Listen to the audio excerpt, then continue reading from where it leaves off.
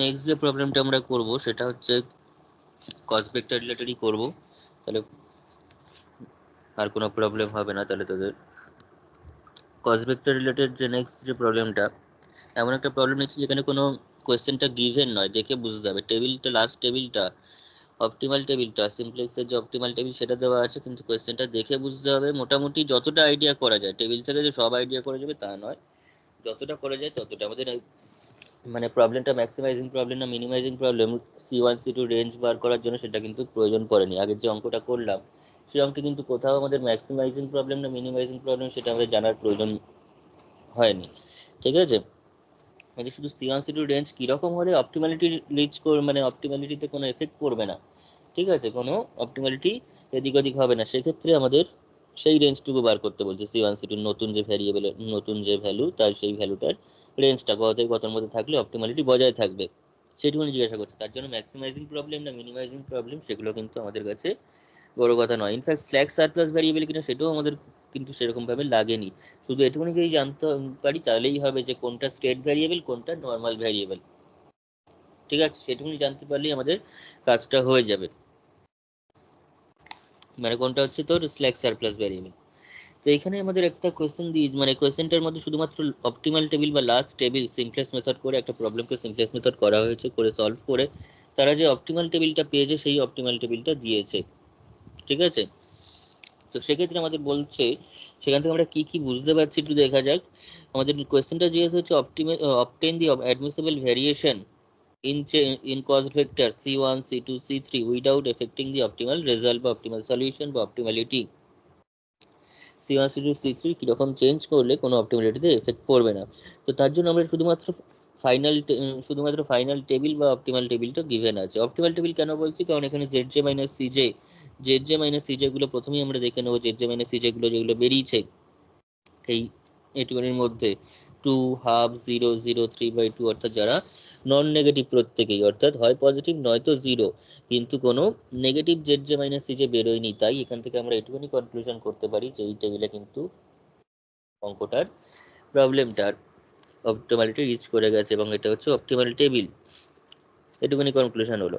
এইবার নেক্সট কি কনক্লুশন আমরা করবো, সেটার জন্য আমাদের যেহেতু C1 C2 C3 আন্ডারে C1 C2 C3 মধ্যে আমাদের জিজ্ঞাসা করছে যে তাদের চেঞ্জটা কীরকম হবে, ঠিক আছে। তো তাই জন্য আমরা এখানটাতে C1 C2 C3 ভ্যালুটা দেখে নেবো একবার।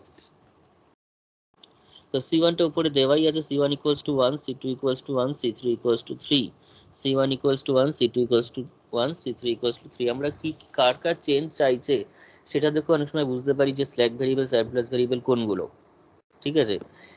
কারণ স্ল্যাক সারপ্লাসের চেঞ্জ কখনোই দেবে না, দেবে হচ্ছে C1 যেগুলো তো স্টেট ভ্যারিয়েবল তার করেসপন্ডিং যে কস্ট কম্পোনেন্টগুলো রয়েছে, যেমন C1 C2 C3 রয়েছে এখানে, তাদের চেঞ্জটা বার করতে বলবে।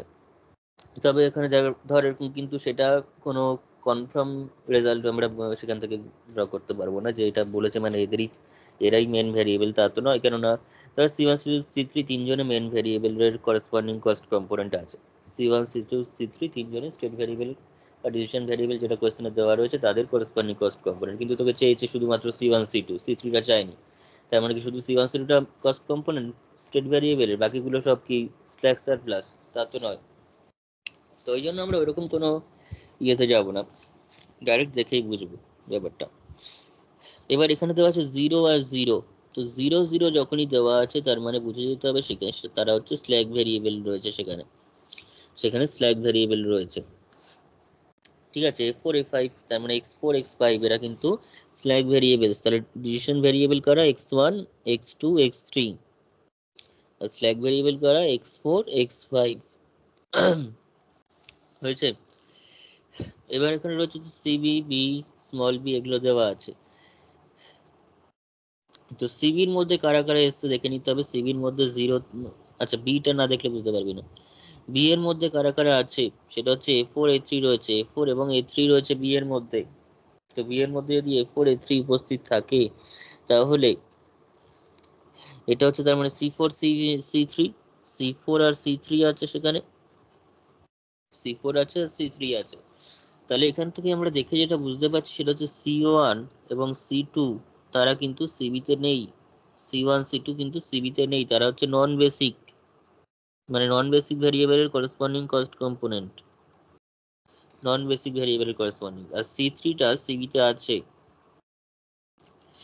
তো এগুলো ফাইনাল মানে একদম প্রাথমিকভাবে আমাদের বুঝে নিতে হবে সবগুলো। এটা হচ্ছে বেসিক। ওকে, তো এটুকুনি বুঝে গেছি মানে আমাদের এবার কাজটা কিন্তু হয়ে যাবে। ঠিক আছে, আমরা ডাইরেক্ট অঙ্কের দিকে এবার চলে আসি। আর এখান থেকে বিশেষ আমাদের বুঝে লাভ নেই, আমরা ডাইরেক্ট এবার অঙ্ক দিয়ে বলবো যা করবো। তো C1 C2 C3 চেঞ্জ জিজ্ঞাসা করছে, তাহলে আমরা C1 এবং C2 এর ক্ষেত্রে ব্যাপারটা সহজ হবে, বিকজ তারা নন বেসিক। তারা নন basic,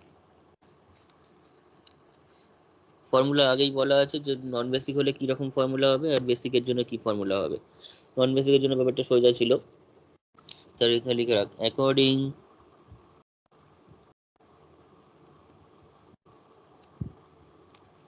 to the given problem. আমি লেখা চেঞ্জ করবো না, আগেও যে মানে আগে অঙ্কে যে যেভাবে লেখা হয়েছে ঠিক সেভাবে লিখছি, যাতে করে তোদের একটা করলে হয়ে যায়। According to the given problem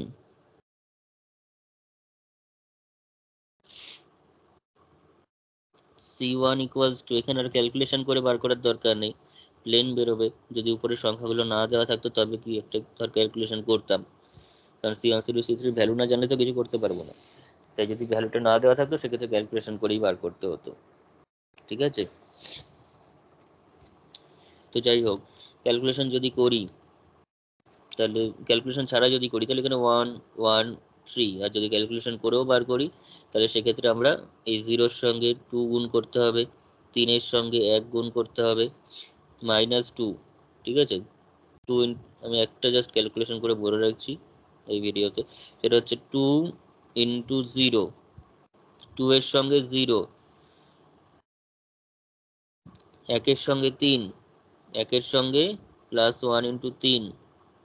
এবার মাইনাস যদি C1 করি তবে এই ZJ-CJ পাওয়া যায়, -C1 করলে ZJ-C1 পাওয়া যায়। তাহলে C1 পাওয়ার জন্য আমি C1 ইকুয়ালস টু -2 করবো, করলে কত আসবে? এটা তো 0 0 + 3 -2, দ্যাট ইজ ইকুয়ালস টু 1 আসছে। কত আসছে? 1 আসছে। দেখ সেই 1ই কিন্তু এখানে আছে, যদি এটা দেওয়া না থাকতো তাও আমরা বার করে নিতে পারতাম। ঠিক আছে, যদি দেওয়া এরকম হতেই পারতো যে শুধুমাত্র এটুকুনি বলে ছেড়ে দিয়েছে, আমার কিছু দেয়নি, তো সেক্ষেত্রে আমাদের একটা জানতে অসুবিধা হবে, সেটা হচ্ছে কোনটা স্ল্যাক কোনটা সারপ্লাস, তার জন্য হয়তো বলা থাকবে যে x4 x5 টা স্ল্যাক ভ্যারিয়েবলস। ঠিক আছে, এরকম ভাবে বলা থাকবে যদি উপরেরটা না দিয়ে দেয়, কারণ এটুকুনি যদি নাও দেয় আমরা পুরোটা কিন্তু বের করে নিতে পারবো, সে নিয়ে সমস্যা হবে না।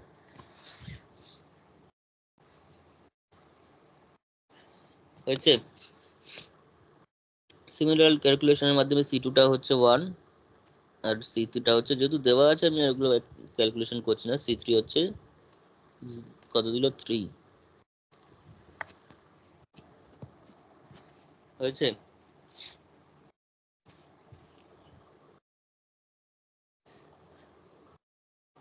আর ডিসিশন ভ্যারিয়েবল হচ্ছে এখানে x1 x2 x3।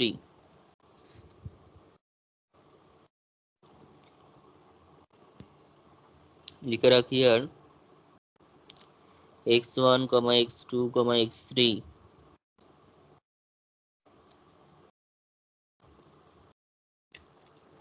are state variables বা decision variables, and x4 x5 are slack variables.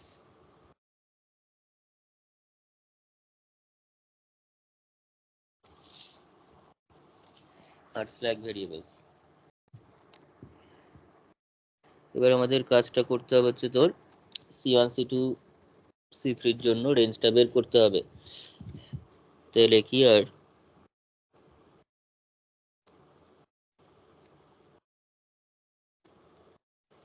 we see that C1 টা কিন্তু CV এর মধ্যে নেই, CV এর মধ্যে কেবলমাত্র C4 আছে, এই যে A4 এর করেসপন্ডিং C4 আছে, A3 করেসপন্ডিং C3 আছে, যার মধ্যে C4 টা স্ল্যাকের আন্ডারে পড়ে যাচ্ছে।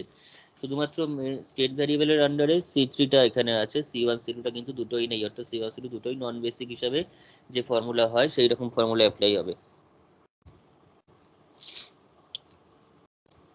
ঠিক আছে, C1 যদি CV তে না থাকে তো তার জন্য আমাদের যে ফর্মুলা সেটাই করব। দিস তাহলে therefore আচ্ছা not belongs to CV if del C1 is the variation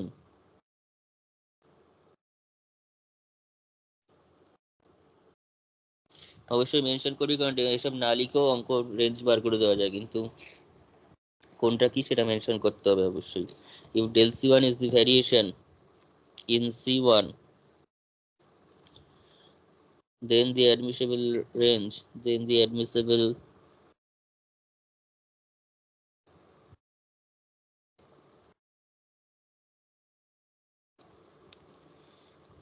of del C1 without affecting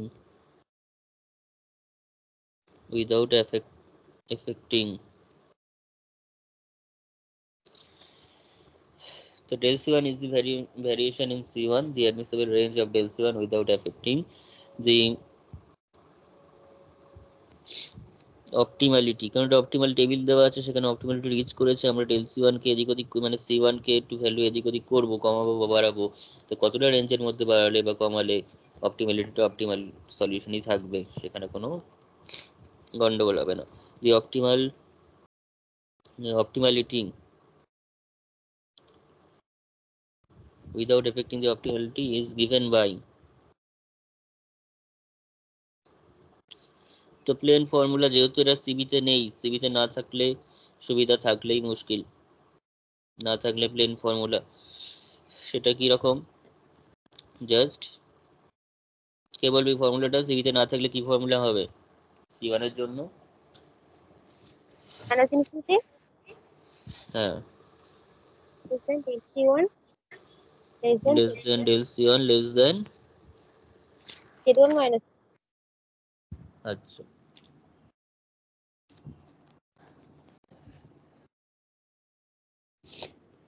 তো Z1 মাইনাস C1, ঠিক আছে, Z মাইনাস C, অ্যাকচুয়ালি না এটা আমার একটু লিখতে ভুল হয়েছে, সেটা হচ্ছে না আগের অঙ্কে বোধহয় ইকুয়ালিটি দিন, এটা ইকুয়ালিটি হবে, ইনফিনিটির দিকে কেবলমাত্র তোর ইয়ে হবে, ইনফিনিটির দিকেই কেবলমাত্র কি বলবো ইকুয়ালিটি হবে না, বাকি সব ক্ষেত্রে ইকুয়ালিটি হবে, ঠিক আছে, এটা ইকুয়ালিটি দিয়েই করতে হবে এটাকে, হয়েছে?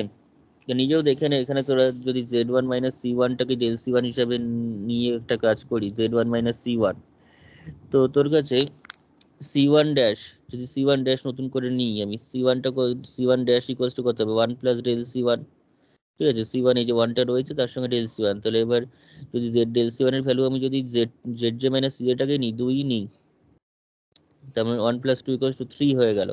সেই 3 এর জন্য কিন্তু যে অপটিমালিটিতে কোনো এফেক্ট পড়বে কিনা একবার একটু দেখে নে।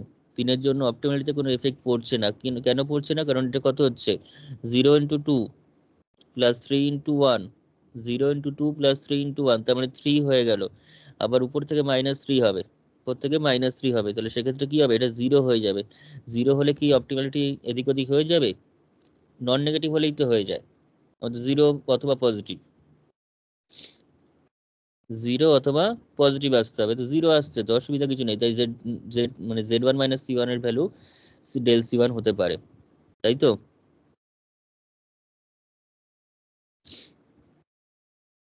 বোঝা গেছে জায়গাটা?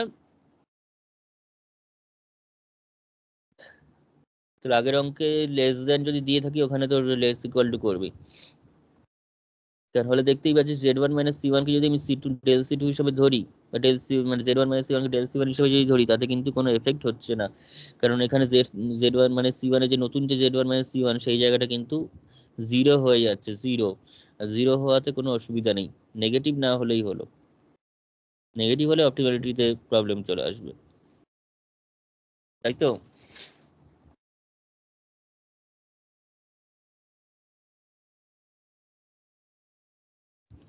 তো Z1 মাইনাস C1 এর ভ্যালু কত হলো, কত ছিল ওখানে 2, 2 ব্যাস, তাহলে এবার minus infinity plus C1 less than, আমাকে যোগ হ্যাঁ C1 প্লাস del C1 করে দেবো, লেস স্যার দেন, বল। এখানে তো অ্যাডমিসিবল ভেরিয়েশনটা চেয়েছি, তাহলে কি আমাকে যোগ করতে হবে? ভেরিয়েশন না তো del C1। না অ্যাকচুয়ালি ভ্যারিয়েশন চাইলেও তোরা পুরোটাই করবি, ঠিক আছে। অ্যাডমিসেবল কি চেয়েছে, ভ্যারিয়েশন চেয়েছে, তো ভ্যারিয়েশন চাকার যাই চাক ডেল সি ওয়ান তো একবার দেখিয়েছি। আর একটা অ্যাকচুয়ালি এখানে দাঁড়াও, obtain the ranges of আচ্ছা ভ্যারিয়েশনের রেঞ্জ চাইছে তো, এই কথাগুলোতে একটু অ্যাম্বিগুইটি থাকে, এগুলোতে তোরা যেটা করবে দুটোই লাস্টে বলে দেবো একবারে, ঠিক আছে। আমি সি ওয়ান ড্যাশ অনেক সময় তারপর বলবো সি ওয়ান ড্যাশটা বার করা হয়নি কেন, ওটা এটা করে তোরা করে দিবি, এই কথাগুলোতে ঠিক কোয়েশ্চেন দেখে বোঝা যায় না কি চাইছে। ভ্যারিয়েশন চাইছে মানে হিসাব সত্যি টেকনিক্যালি বলতে গেলে ডেল সি ওয়ানই বার করা উচিত, শুধুমাত্র ভ্যারিয়েশনের রেঞ্জটা, কিন্তু তাও আমরা দুটোই করে রাখবো, একদম সি ওয়ান ড্যাশ পর্যন্তই করবো, তাহলে সেভ থাকবে ব্যাপারটা। সি ওয়ান প্লাস টু লেখার সময় একটু আমি একটা কনক্লুশন লিখে দিবি, তাহলেই হবে। যে ভ্যারিয়েশনের চেঞ্জ হচ্ছে এটা, আর ইয়ের চেঞ্জ হচ্ছে এরকম, minus infinity less than C one dash, কারণ সি ওয়ানের সঙ্গে মাইনাস ইনফিনিটি যোগ করলে মাইনাস ইনফিনিটি থাকবে, কারণ সি ওয়ান তো একটা finite value. C one dash less equals to, C ওয়ানের ভ্যালু কত ছিল, সি ওয়ানের ভ্যালু 1, তাই তো। 1 তাহলে this implies minus infinity less than C one dash less equals to 3, minus infinity less than C one dash less equal to 3। তাহলে আমি এখানে একটা অ্যান্সারের মতো করে লিখে দিই, লিখ যে therefore the required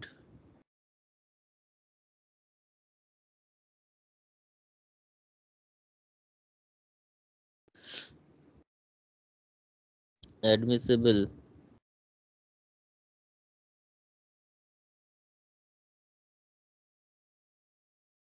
the required admissible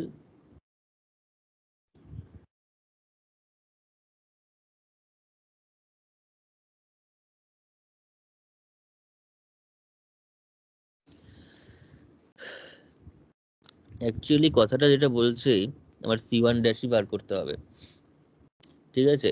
admissible variation বলছে variation of the cost vector C one, ঠিক আছে। ব্যাপারটা বোঝার চেষ্টা করি, variation of cost vector C one মানে সি ওয়ানটা কত থেকে কতর মধ্যে চেঞ্জ হতে পারে, কত থেকে কতর মধ্যে চেঞ্জ হতে পারে। এবার তার জন্য সি ওয়ান ড্যাশের ভ্যালুটা কত থেকে কত হবে, নতুন যে ভ্যারিয়েবলটা সি ওয়ানের করেসপন্ডিং যে নতুন ভ্যারিয়েবলটা সেটা কত থেকে কতর মধ্যে থাকলে এই ভ্যারিয়েশনটা চাইছে, ঠিক আছে।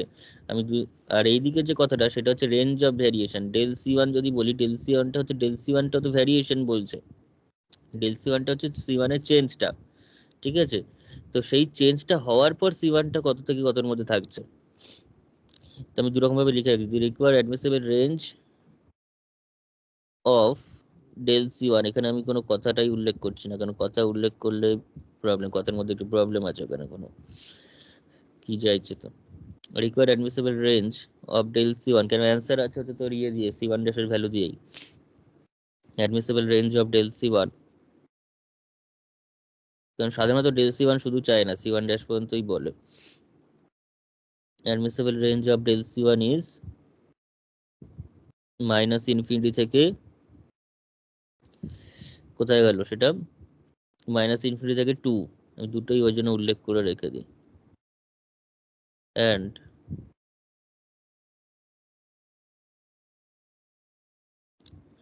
দি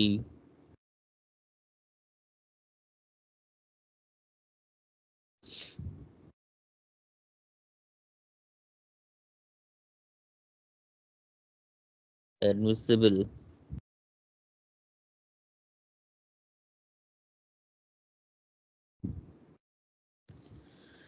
and the admissible range in cost vector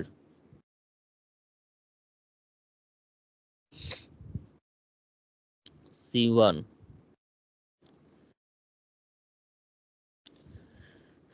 is সেটা হলো হচ্ছে মাইনাস ইনফিনিটি থেকে 3 পর্যন্ত। দুটো এরকম ভাবে মেনশন করে দিবি, এই দুটোর মধ্যে যেরকম যেটা ভ্যারিয়েশন নেবে হিসাবে নেবে তো নেবে, দুটোই মেনশন করা থাকবে এরকম ভাবে, ঠিক আছে। নেক্সট দেখ সিটুর জন্য তোরা নিজেরা করতে পারবি, সিটুটাও যেহেতু তোদের এখানটাতে তোর সিবিতে নেই, here C2 does not belongs to CB, তাহলে সেক্ষেত্রে রেঞ্জটা কত হবে? সেক্ষেত্রে কত হবে রেঞ্জটা? Minus infinity less than del C two less equals to Z two minus C two. তাহলে minus infinity less than del C two less equals to Z two minus C টুর ভ্যালু কত? জেড টু মাইনাস সি টুর value কত ছিল? Half. আচ্ছা, তাহলে 1/2। তাহলে this implies minus infinity less than del C two. আচ্ছা, minus infinity plus C two less than del C two plus C two less then equals to half plus C two. C টুর value কত ছিল? C টুর value, এটা minus infinity হবে, এটা C two dash হবে, এটার ভ্যালু কত হবে? Half plus C two. C টুটা ছিল বোধহয় তোর একই ছিল, এক ছিল। হ্যাঁ,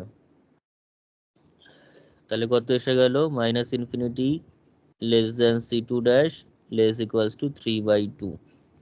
এইতে অ্যান্সার। আর কি আছে এতে?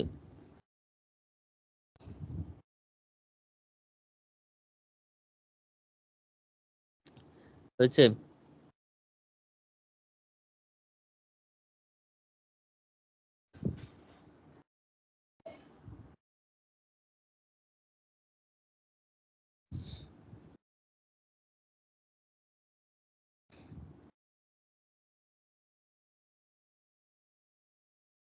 হয়েছে এতটা?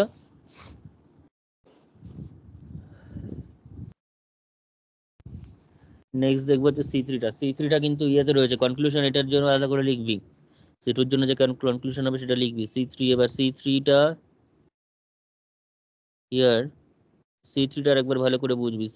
সি থ্রি কিন্তু সিবিতে আছে। সি থ্রি যদি সিবিতে থাকে দেন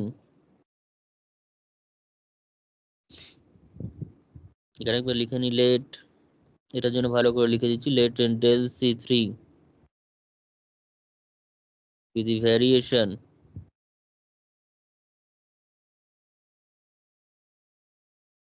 del C3 with the variation in C3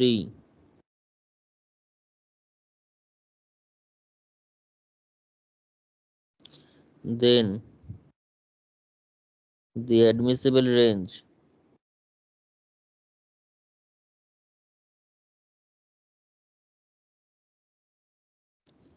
of C3 without affecting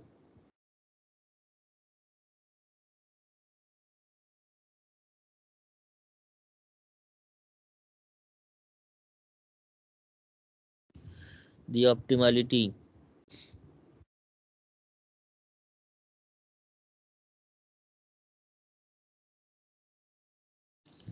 is given by,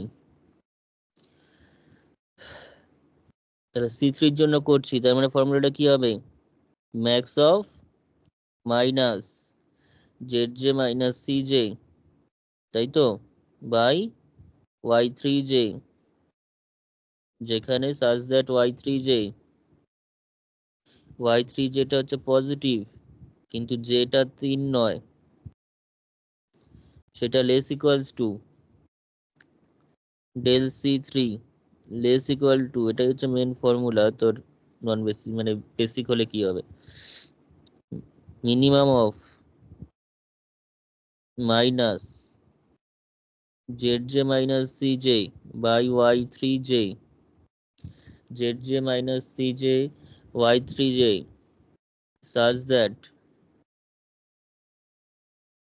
Y three J negative, ওদিকে পজিটিভ এদিকে নেগেটিভ, বা দিকে নেগেটিভ পজিটিভ, কিন্তু উল্টো লিখবি না, একটু এদিক ওদিক হলে পুরো ভুল হয়ে যাবে। আর জে নট ইকুয়ালস টু 3।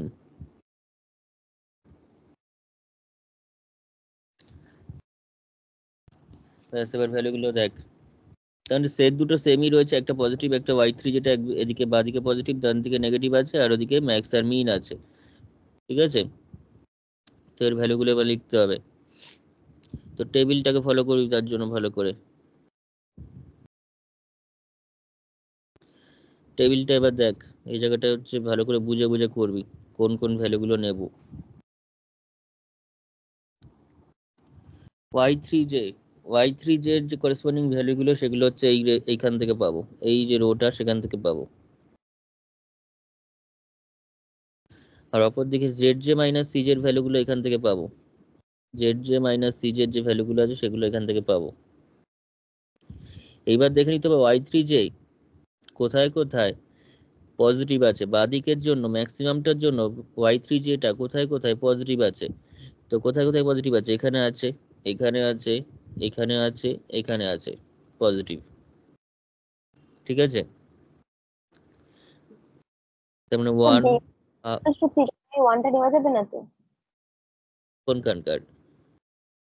ওই যে ওয়ান যেটা আছে, এর কারেসপন্ডিং যেটা 0 1 0 হ্যাঁ, ওয়ানটা ওটা ওয়ান। নেওয়া যাবে না, ওটা নেওয়া যাবে না বলতে তোর এখানে জেড জে মাইনাস যে জিরো আছে, জেড জে, ও সরি সরি ঠিকই বলেছিস, ওয়াই থ্রি যেটা তো তোর আমাদের, হ্যাঁ ওয়াই থ্রি জে নেওয়া যাবে না, ওয়াই থ্রি জে নেওয়া যাবে না, ওখানে তো লেখাই আছে J not equals to 3, Y three যেটা নেওয়া যাবে না, এটা একবারে কেটে দিলাম। তাহলে ওয়ান নেবো, হাফ নেবো, হাফ নেবো, আর কিছু নেবো না। আর তার করেসপন্ডিং এখান থেকে 2 নেবো, হাফ নেবো, 3/2 রয়েছে, 2 হাফ 3/2। ঠিক আছে, তাহলে 2/1, হাফ বাই হাফ, এটা 3/2/হাফ, এগুলো সব চলে আসবে ওখানে। তাহলে maximum of, this implies max of minus 2/হাফ, তারপর কত ছিল বল, Z J, Z J minus zero, তারপরে কত ছিল, হাফ, হাফ তাহলে বাই হাফ। মাইনাস, হ্যাঁ minus half, half by half, 3/2/হাফ। আর মাইনাস 3/2/হাফ। ঠিক আছে, ডেল সি থ্রি, যেহেতু যেটা 3 নয়, মাঝখানে 3 নম্বরটা আমরা নিলে 0 আসতো, কিন্তু তাও নিতে পারিনি বিকজ ওখানে যেটা 3 নয়, যেটা 3 বাদে বাকিগুলো নিতে হবে। আর মিনিমামের দিক থেকে আমরা ওয়াই থ্রি যেটা নেগেটিভ কোথায় আছে দেখতে হবে, নেগেটিভ তো কোথাওই নেই, ওয়াই থ্রি যে নেগেটিভ কোথাও নেই, এখানে ওয়ান আছে, হাফ আছে, জিরো আছে, হাফ আছে, কোনো নেগেটিভ নেই। তো নেগেটিভ না থাকা মানে আমি বলেছি যে যেখানে যেটা পাবি না সেটা ডান দিকেরটাতে না, কিছু যদি না পাস তাহলে ইনফিনিটি হবে, বাঁ দিকেরটাতে কিছু না পেলে মাইনাস ইনফিনিটি হবে, তাহলে এখানে ইনফিনিটি হবে। কারণ এখানে যে কন্ডিশন আছে ওয়াই থ্রি যে নেগেটিভ খুঁজে বার করতে বলছে, নেগেটিভ কেউ নেই, ফলে এই ভিতরে কোনো এলিমেন্ট থাকবে না, ভিতরে কোনো এলিমেন্ট থাকবে না মানে কোনো স্পেসিফিক রেস্ট্রিকশন নেই, ইনফিনিটি পর্যন্ত যা খুশি হতে পারে এখানে। যদি থাকতো তাহলে তার মধ্যে থাকতো, মিনিমামটা যত হতো সেই ভ্যালুর মধ্যে রেঞ্জটা থাকতো, কিন্তু যেহেতু এখানে নেই তাই ইনফিনিটি, আর ইনফিনিটি তো যেহেতু ইকুয়ালিটি হয় না, ওই জন্য লেস দ্যান ইনফিনিটি করে দিলাম। তো এদের মধ্যে ম্যাক্সিমাম বল কত হবে, ম্যাক্সিমামটা কত হচ্ছে, 4 মাইনাস 4 মাইনাস 1 মাইনাস 3, তার মানে কত হলো,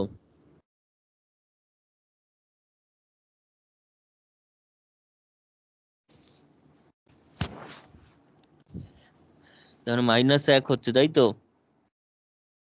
কোন?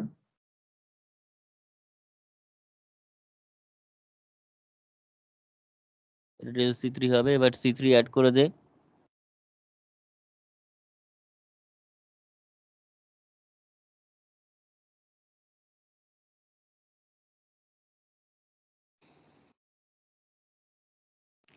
তাহলে -1 plus C three, -1 plus C three value কত ছিল, 3। এটা নতুন ভ্যারিয়েবল সি থ্রি ড্যাশ, আর সি থ্রির সঙ্গে ইনফিনিটি অ্যাড হয়ে ইনফিনিটি হয়েছে।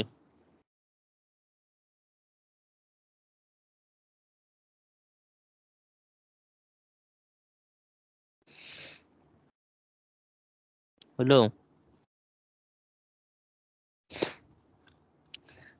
তাহলে সি থ্রি ড্যাশের রেঞ্জ হচ্ছে তোর 2 থেকে ইনফিনিটি, 2 থেকে infinity, therefore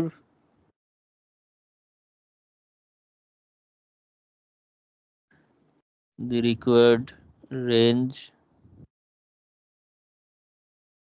of del C three, তোরা এরকম ভাবে del সি থ্রি রেঞ্জটা লিখবি আর সি থ্রি ড্যাশের রেঞ্জ লিখে দিবি, তাহলে আর কোনো ইয়ে থাকবে না, অসুবিধা থাকবে না, কোনটাকে ওরা ভ্যারিয়েশন ধরছে কোনটাকে কি টোটাল ধরছে ওইসব নিয়ে এত ভাবনা তো, দুটোই লিখে দিবি। ডেল সি থ্রি, সেটা হচ্ছে ডেল সি থ্রি রেঞ্জ হচ্ছে -1 থেকে ইনফিনিটি,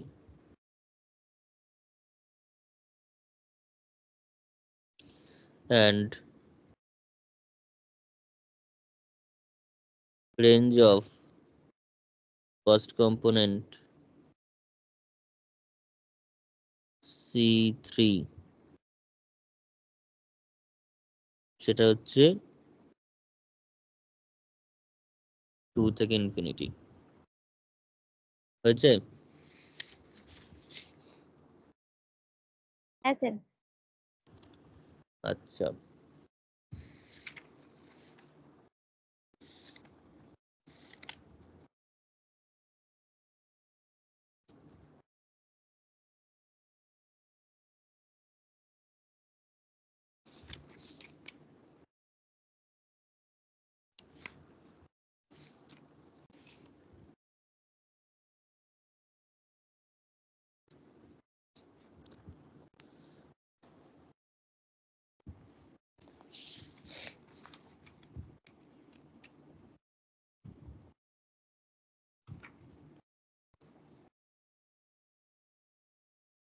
আচ্ছা আরেকটা জিনিস আমি এখানে একটু বলে রাখি, সেটা হচ্ছে ধর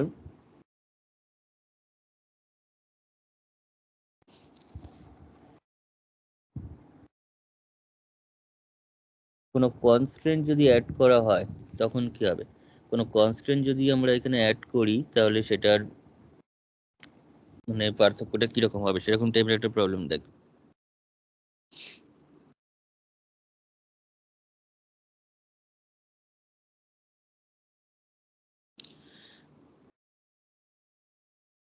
আচ্ছা কোয়েশ্চেনটা একবার একটু অ্যাটাচ করে নিলে ভালো হতো। দাঁড়া একটু।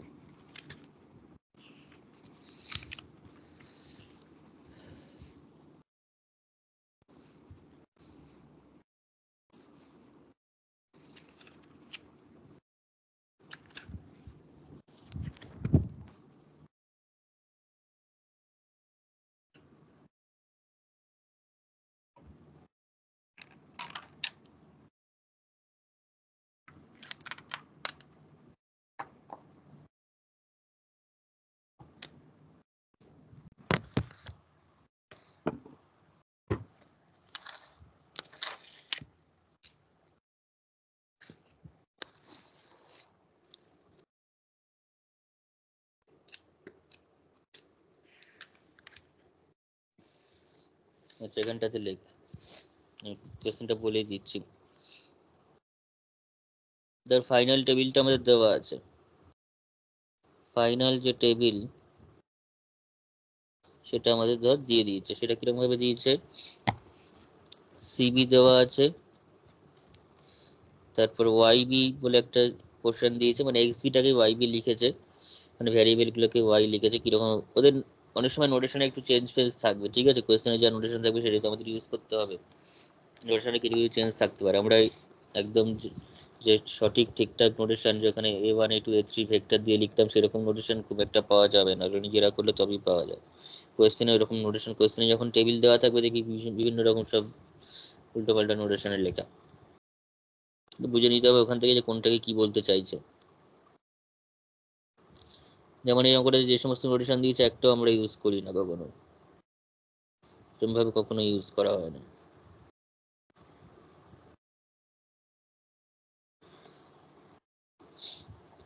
ঠিক আছে, এরকম টাইপের একটা দেওয়া আছে, টেবিলটা একটু লিখে নে তোরা তাড়াতাড়ি করে। 1 2 0 A1 A3 A4 1 6 9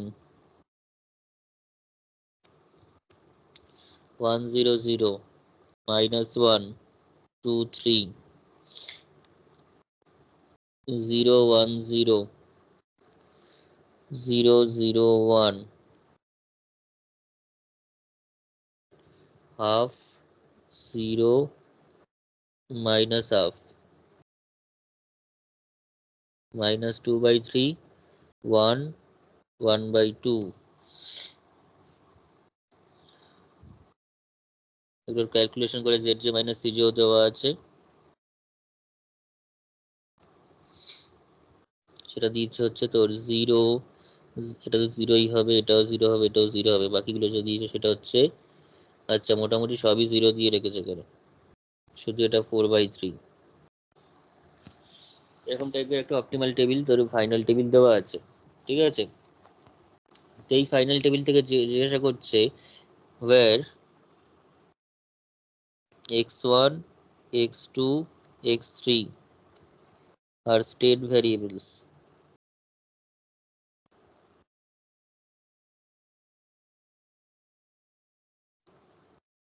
and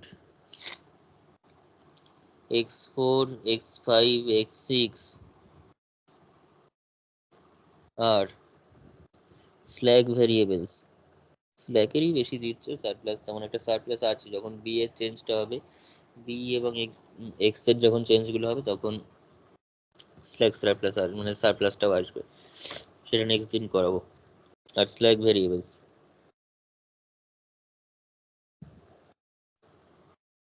হয়েছে। এখানে discuss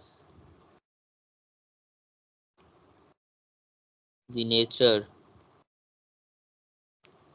of solution, discuss the nature of solution if the constraint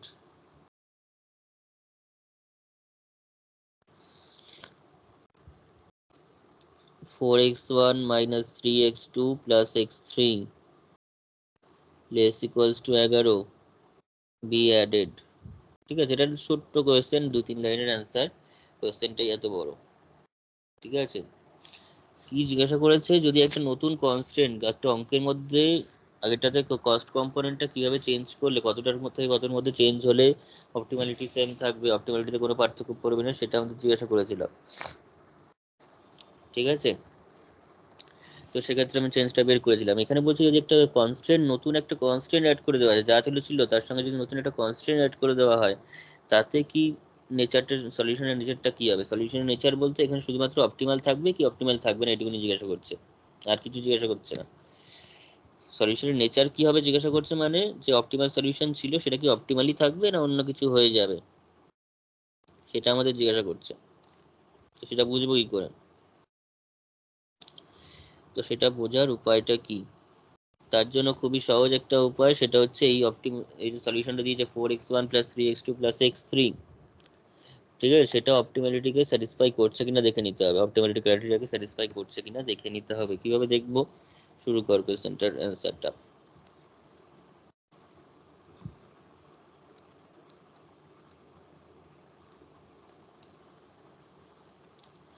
লেখি আর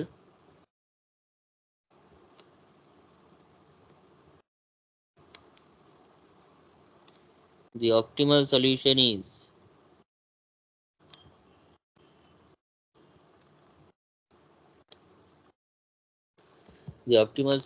is x1 equals to, এখানে দেখতেই পাচ্ছি আমরা যেটা স্ল্যাক ভেরিয়েবলস বলে দিয়েছে কাকে কাকে, x4 x5 x6 কে, x4 x5 x6, তাহলে এটা সলিউশনের মধ্যে আসবে না, সলিউশনে শুধুমাত্র এইটুকুনি আসবে।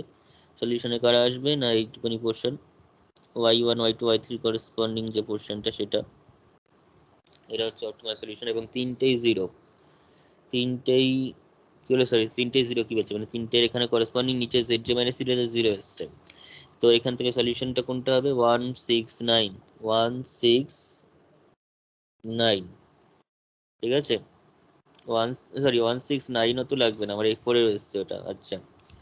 তো এইটুকুনি আছে, এইটুকুনি আছে, এটা তো কাজ নেই কারণ এটা তো স্ল্যাকে এসছে, ঠিক আছে? তাহলে 1 আর 6 a1টা 1, a2টা নেই, তার মানে a2টা হচ্ছে 0, অর্থাৎ x1টা হচ্ছে 1, x2 ওখানে নেই, ঠিক আছে? x2টা তোর বেসিক, লাস্টে যে বেসিক ভেরিয়েবলস গুলো রয়েছে তার মধ্যে নেই, তাহলে x2টা হচ্ছে 0 এখানে, আর x3টা হচ্ছে দেখ কত, x3 হচ্ছে 6, x3 হচ্ছে 6, ঠিক আছে? এটাই হচ্ছে x1 এর ভ্যালু, এটা হচ্ছে x3 এর ভ্যালু, আর x2টা মাঝখান থেকে নেই বলে এটা 0। এই তিনটে দিচ্ছে, এবার এই তিনটে ভ্যালু দিয়ে এইটা স্যাটিসফাইড হচ্ছে কিনা দেখে নিতে হবে, এই তিনটে ভ্যালু দিয়ে জাস্ট এটা স্যাটিসফাই হচ্ছে কিনা দেখে নিতে হবে। তো নাও 4x1 minus 3x2 plus x3, এই তিনটে যে অপটিমাল সলিউশন পেলাম আমরা এখানে, এইটা যে অপটিমাল সলিউশন পাচ্ছি, সেই অপটিমাল সলিউশনটা এই কনস্ট্যান্টকে স্যাটিসফাই করছে কিনা দেখতে হবে। যদি স্যাটিসফাই করে তাহলে অ্যাড করলে কোনো অসুবিধা হবে না, যদি না করে করা যাবে না, ঠিক আছে, এরকম হচ্ছে ব্যাপার। তাহলে এখানে 4 × 1 - 3 × 0 + 6 মানে x3 ভ্যালু 6, তার মানে কত হচ্ছে এখানে বল, ক্যালকুলেশন করলে 10, এবং 10টা অবভিয়াসলি 11 থেকে ছোট, ঠিক আছে, 10টা অবভিয়াসলি 11 থেকে ছোট অথবা সমান, সমান তো নয়, তার মানে ছোট। তাহলে therefore কনক্লুশনে লিখতে হবে therefore the new constraint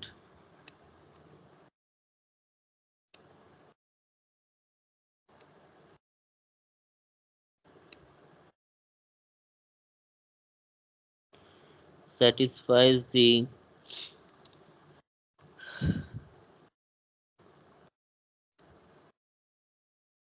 optimal solution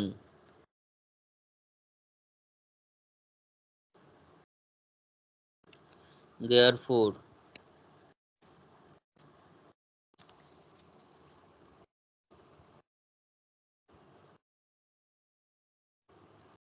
addition of new constraint variable না new constraint variable এরও addition করা হয়, addition deletion variable এরও হয়, সেটা নেক্সট ক্লাসে হবে। x1 x2 x3 ও কমানো বাড়ানো যায়, স্টেট ভ্যারিয়েবল যে কটা রয়েছে তার থেকে বাড়িয়ে দেওয়া যায়, কমিয়ে দেওয়া যায়, তাতে কি অপটিমালিটি চেঞ্জ হবে সেটাও করা যাবে। addition of new constraint, এটা আমরা কনস্ট্যান্টের রেসপেক্টে বলছি। addition of new constraint 4x1 - 3x2 + x3 ≤ 11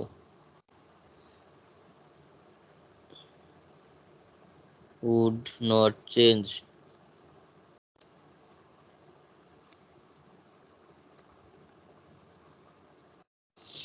the optimal solution, the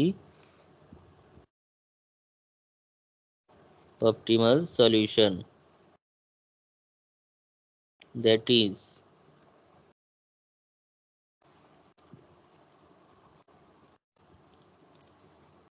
nature of the solution